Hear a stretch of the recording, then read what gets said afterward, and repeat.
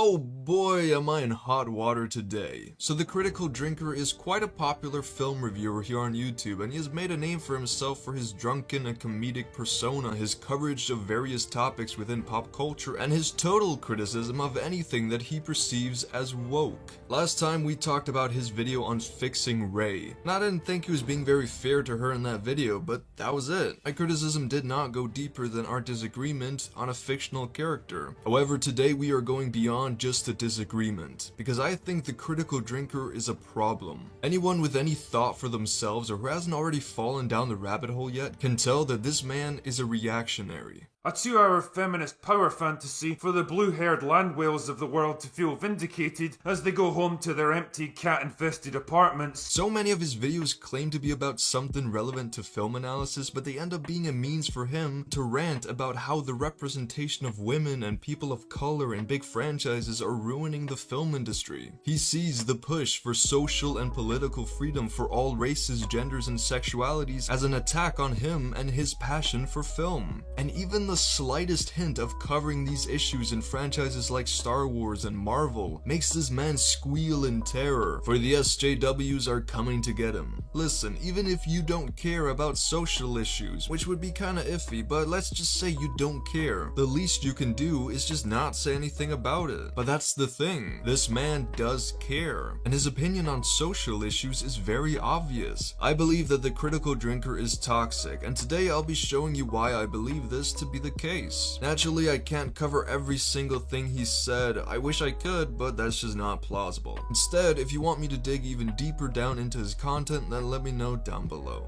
But anyways, the main video in question today is one he made a couple months ago called Marvel Phase 4.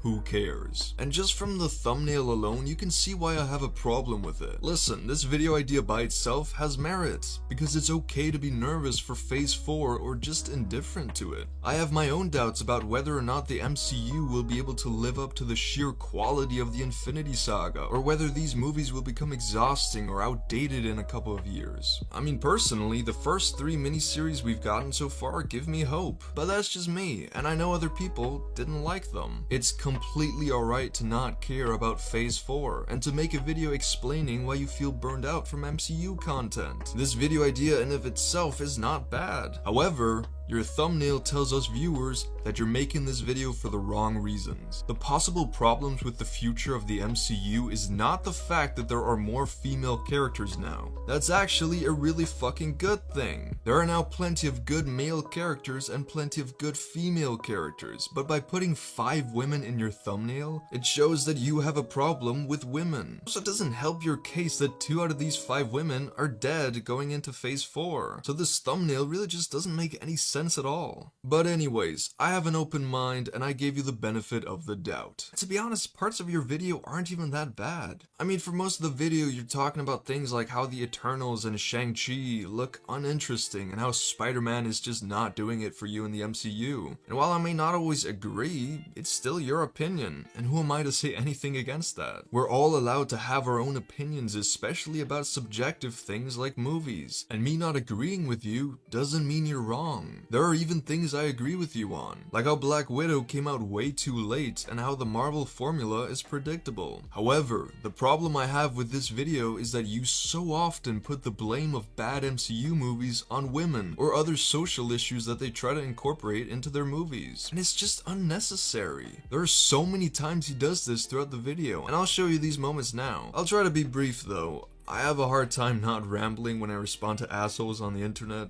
but we'll see how this goes. I also have the sneaking suspicion that this film was bumped from its original pre-Endgame slot to make way for a certain overpowered Mary Sue character that Marvel laughably thought was going to be the new face of the MCU. I really don't understand calling a Marvel character a Mary Sue. Characters in the MCU are powerful as fuck. They're superheroes. We have Thor, we have the Hulk, we have Wanda, we have Vision. All characters who fit your descriptions of an overpowered Mary Sue. But since it's Brie Larson, the most evil creature on the planet, then you have a problem with it. Grow up and give actual film criticism. And on the surface, Thor Ragnarok seemed like great fun, at least until you started to look a bit deeper and realised that he basically spends the whole movie playing second fiddle to strong female character and strong female antagonist, and getting his ass kicked by both.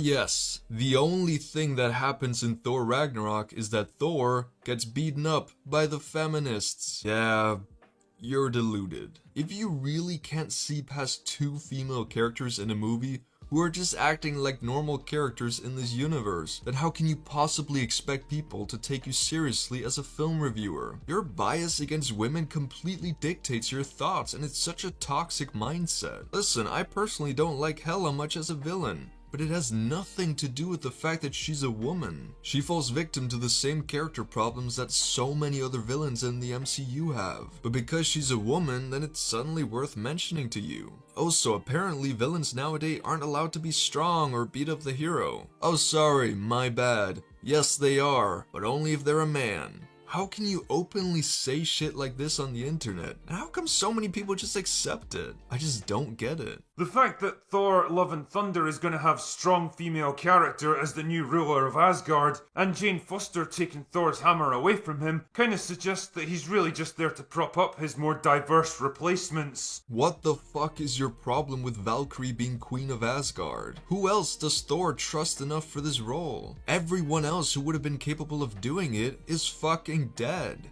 What the fuck is wrong with Jane Foster being Thor? That's literally who she is in the comics. When Captain America picked up Mjolnir, it was fine and epic, but when a woman does it, oh, no. Then it's just woke SJW propaganda. Listen, the women in these movies don't undermine Thor. We all still love him, but apparently you don't want side characters in your movies. Because then the main character can't shine. If Valkyrie had been a male character, but every trait and development stayed the same, you'd have no fucking problem with that character being King of Asgard. But of course, women are the spawn of Satan. And of course, Shuri being the next Black Panther is a fucking holy sin. Listen, it's okay to dislike Shuri as a character, but it's not like Marvel planned this. Oh, and the Ant-Man and the Wasp is bad because Scott got overshadowed by a woman. Ah yes, a fine point. A 2-hour feminist power fantasy for the blue-haired land whales of the world to feel vindicated as they go home to their empty cat-infested apartments. This is just plain anti-feminism. It's honestly so funny to me that blue-haired girl is the straw man people have decided on for representing feminism. Fucking hell. You may also have noticed a conspicuous focus on diversity in the Phase 4 lineup, which I guess was to be expected. I mean, don't get me wrong, it seems like a good idea on the surface. It certainly makes sense to have characters from different backgrounds and cultures to add a bit of variety to the series. The problem, as always, lies in the execution. Shows like WandaVision and Falcon and the Winter Soldier leaned far too heavily on identity politics, aggressively trying to lecture their audience about the evils of modern culture, rather than presenting a fun story with interesting ideas and allowing them to form their own opinions. The evils of modern culture is not an interesting topic to explore.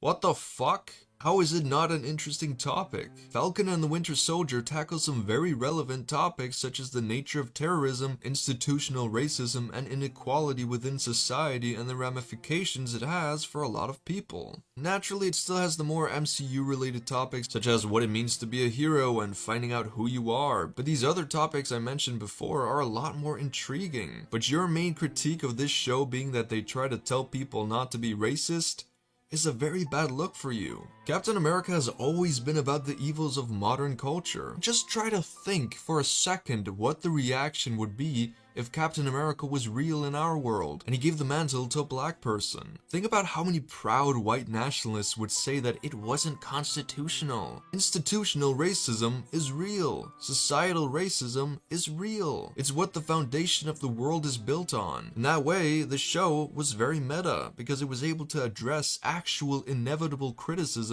and hate from people who would complain about a black Captain America on screen. To say that this topic isn't interesting to explore in a show about a black Captain America shows us how little you care about issues of race. Also, when you say let them forge their own opinions, what do you mean exactly? In your opinion, should Falcon have said, here are the pros to being racist and here are the pros to being anti-racist? Now you go ahead and choose which one you want to be. Fuck no. The topic of race should not be called identity politics, because it shouldn't even be a political question. One of the many topics The Falcon and the Winter Soldier brings up is the institutional inequality between races in America, which is a very important topic to educate the youth about. Because yes, a lot of teenagers and young adults watch MCU movies. Let's be real, most of them aren't going to watch political debates about racism from credible people who know what they're talking about. No, that's not fun for them. The other alternative for these people is to watch videos from guys like you who turn the topic of racism and other social issues into a question mark, basically telling them not to be anti-racism because you can't trust the government. YouTube is littered with oblivious people like you. And it's so easy for people to fall down the alt-right rabbit hole, and sadly, it's damn hard to get out of. Channels like these use the cover of humorous and critical film analysis to spread their alt-right misinformed and discriminatory opinions on the internet to ignorant viewers who sometimes just don't know better. There are a lot of assholes in your comment section, but you also have viewers who just don't care about politics, and so they end up learning about these topics from all the misinformed agenda-driven reactionaries on YouTube.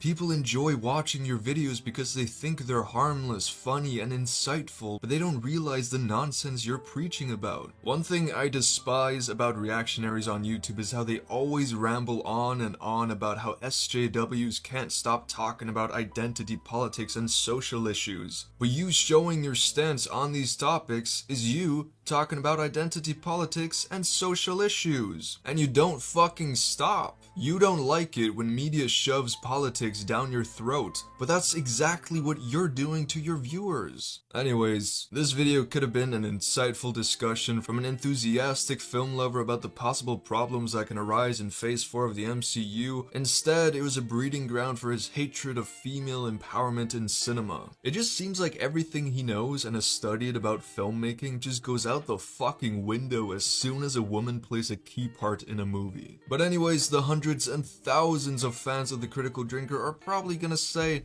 well, how can he be misogynistic and sexist if he defended Gina Carano, who's a woman? And this is one of the only counter-arguments you will ever hear from people being called racist or sexist. Basically, it goes like, well, I know someone who's from that social group, so I can't be racist or sexist. And this argument just doesn't hold up. Many of the misogynistic men who are in favor of a patriarchy are straight, and they all likely have a wife or a girlfriend whom they love very dearly, or at least they want to have one.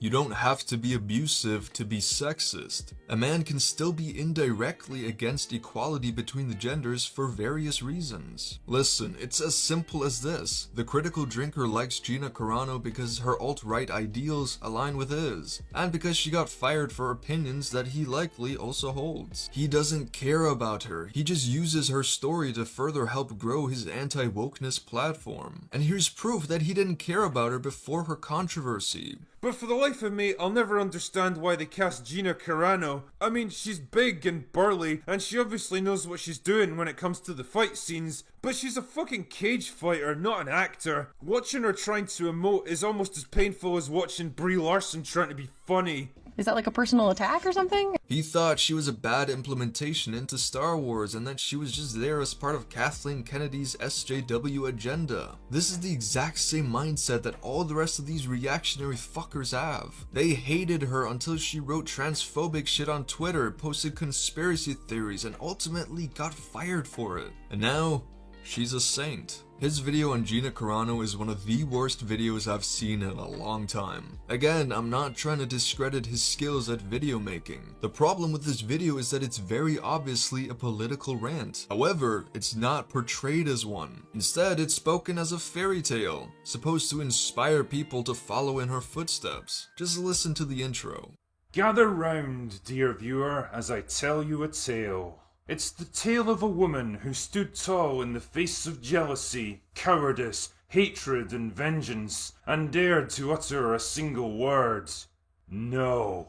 It's the story of the girl who wouldn't back down. Now this intro is fine just by itself, because if he goes on to actually cover the topic just with a bit more of a storytelling approach, it would still be weird, but it would be alright. That's not what he does though. He doesn't condemn her mocking of transgender people or her ignorant comments comparing people on Twitter who call out racist people for being racists with the Nazis. No. He agrees with her. She even gave examples of other evil cults from other kingdoms who had once done similar things. What the fuck? But the young woman was different. And when the cultists tried to turn her into one of them, she didn't just refuse their offer, she openly mocked them. Now this is just full on calling transgender people and those who support trans rights a cult, and saying that it's okay to mock them. Again, what the fuck? Then at one point he shows tweets from people rudely and distastefully responding to some of her tweets, and listen, I don't condone hateful behavior. However, most of the people who responded to her have a solid ground to stand on. And like we've talked about before, you must be ready to face the backlash for saying controversial shit on the internet. These tweets do not make what she said okay. The truth of the matter is that you're not telling the truth in this video. Your video is dangerous because you happily skip over all her lies and all her mockery of social groups and label her as a hero. It's not just that you're a conservative who agrees with her opinions. No, you're full on hiding the truth of what she did from your viewers and disguising it as an epic tale of a true woman. Listen, I can understand how some people feel like what happened to Gina Carano goes against freedom and liberty, but it's not true, because liberty means freedom to everyone, which means Disney has the freedom to fire someone, just like how Gina Carano has the freedom to say whatever she wants to say. But having freedom doesn't mean there are no consequences to what you say, and the consequence for Gina Carano was that people didn't like that she was criticizing the liberty of distinct groups of people. Disney is a private company and they have full right to let go of someone who violates their contract or doesn't fit in with their views. Conservatives love the free market and unregulated companies until they actually see it in action. However, this is a complex topic and not everyone fully understands it, especially if they've been lied to by content creators they look up to. So I understand this concern that Gina Carano is being silenced because being silenced is scary as fuck. No one wants that to happen, and that's not what's happening to Carano. But to call her a hero for proudly saying transphobic shit, spreading dangerous misinformation in the middle of a fucking pandemic, and being ignorant to the Holocaust, that's what I just can't understand. Gina Carano didn't sacrifice her career to speak up against some authoritarian regime. Almost the very next day after her firing, she was invited onto Ben Shapiro's show. And her fandom has grown exponentially because alt-right fuckers and reactionaries on the internet are very prominent. Do you honestly believe she'd still be thriving like this if she'd been a Jew during the Holocaust and spoken up against the Nazis? No, of course not. It's not the same. And if you can't see that, then I guess I was just too naive to think that maybe you were just a misguided film reviewer on YouTube. I was wrong. You're a full-on reactionary. It really sucks that these kinds of people dominate film on YouTube with their politically biased clickbait videos that get people riled up but never provide any intelligent insight. The Critical Drinker is just one of many anti-SJW reactionaries on the platform who actually indulge in actions that they themselves would deem to be SJW. I'm not against them voicing concerns about how Hollywood can force certain things or be overly politically correct without the right intentions. Like we've said before, that in itself is annoying when it has no substance and is clearly just a money grab. These assholes see it as a vehicle or an excuse to vent their far right-leaning perspectives in thinly veiled bigoted rants. The geeky part of YouTube is sadly littered with these types of people, but maybe, just maybe, we can help people learn how to see through these facades. My name is Turf Nation, and that was all I had for today. As always, if you believe that I've made a mistake somewhere or wrongly judged your favorite YouTuber, then be sure to tell me down in the comments. Call me what you want, but please don't be toxic towards each other. If you have a suggestion for someone I should talk about next, then also do leave them down below. Other than that, I hope you all have a wonderful day. Stay safe and peace out.